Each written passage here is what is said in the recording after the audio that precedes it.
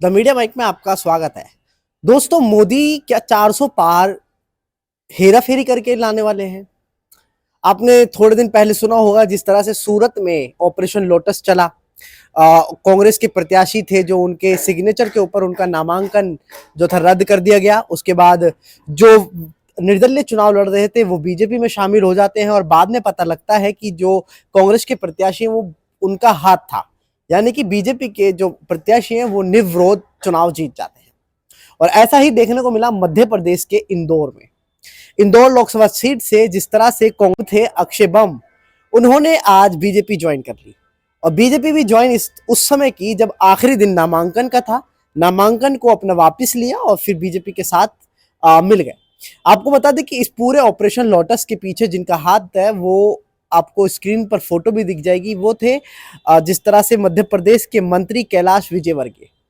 उन्हों की गाड़ी में एक फोटो खींचते हैं, स्माइल के साथ देख रहे हैं आप किस तरह से मुस्कुरा रहे हैं, और पीछे अक्षय बम जो कांग्रेस के प्रत्याशी थे वो दिख रहे हैं।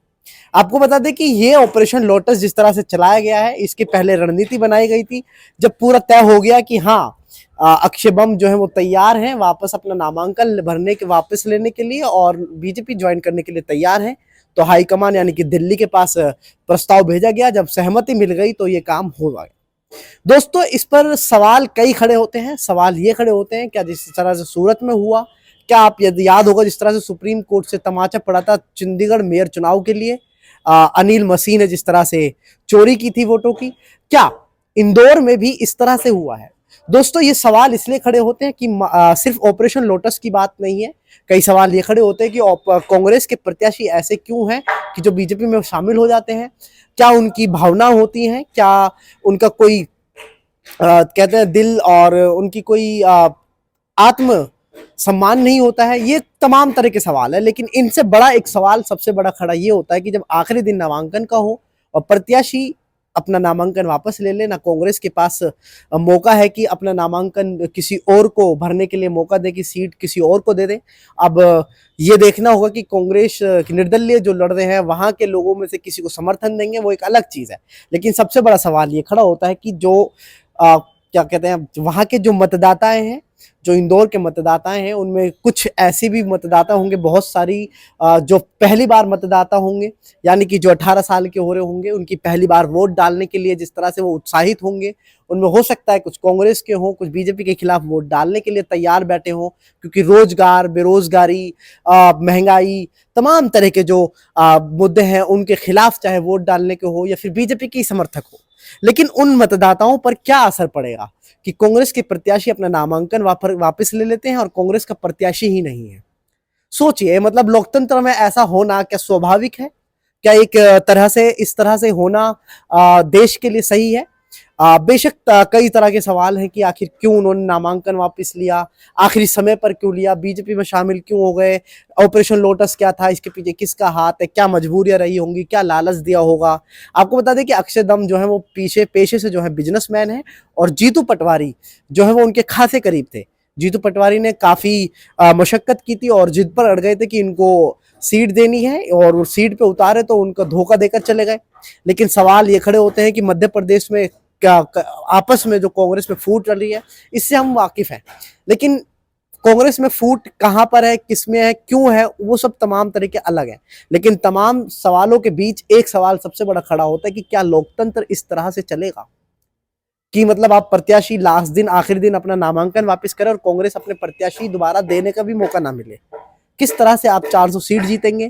क्या इसमें ऑपरेशन लोटस को जो वहां के मतदाता हैं उस पर खुश होंगे? क्या बीजेपी के समर्थक कहेंगे कि हाँ, हम निर्विरोध जीत जाएंगे? क्या इस तरह से चुनाव होना सही है?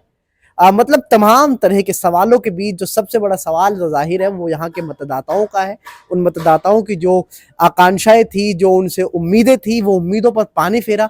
कांग्रेस के जो समर्थक थे उनकी उम्मीदों पर किस तरह से पानी फिरा होगा, किस तरह से उनकी उम्मीदें मतलब एक तरह से खत्म हो गई होंगी, आप इस चीज से अंदाजा लगा सकते हैं।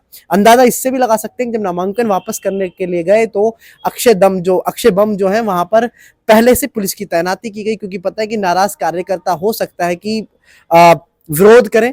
उसके चलते पहले ही वहां पर पुलिस फोर्स के अंदर पुलिस फोर्स के अंडर में जाते हैं और वहां से अपने नामांकन वापस लेते हैं। दोस्तों इस तरह से 2024 का लोकसभा चुनाव में आप दो बार देख सकते हैं सूरत में किस तरह से हुआ और यहाँ पर अब इंदौर में हो गया। इस तरह से अगर चुनाव होंगे, इस तरह से अगर 400 पार का नारा लगाएंगे, इस तरह से लोकतंत्र में निर्विरोध किस तरह से मतलब निष्पक्ष चुनाव की उम्मीद कर सकते हैं। आप पर हमें सवाल छोड़ते हैं, आपको क्या लगता है कि किस तरह से कांग्रेस पार्टी के अंदर ये आपसी विरोध है या कांग्रेस के पास ऐसे नेता नहीं बचे हैं जो आत्मसम्मान या अपनी नैतिकता को ना भूलकर अपनी नैतिकता पर अड़े रहें, किसी के बहकावे में ना आए, किसी दबाव में ना आए जाएगा। ये तमाम तरह के सवाल है, लेकिन सवाल सबसे बड़ा ये है कि क्या नैतिकता नेताओं की अब बची है।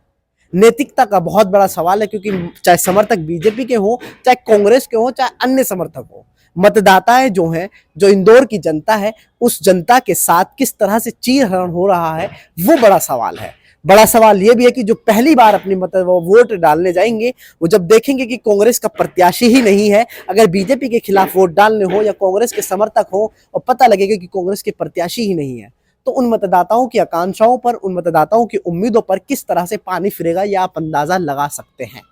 दोस्तों आपको इस पूरे मामले में कहां पर क्या कमी लगती है, उस पर हमें जरूर कमेंट बॉक्स बताएं और ऐसी खबरें देखने के लिए आप हमारे साथ बने रहें और देखते रहें द मीडिया माई। धन्यवाद।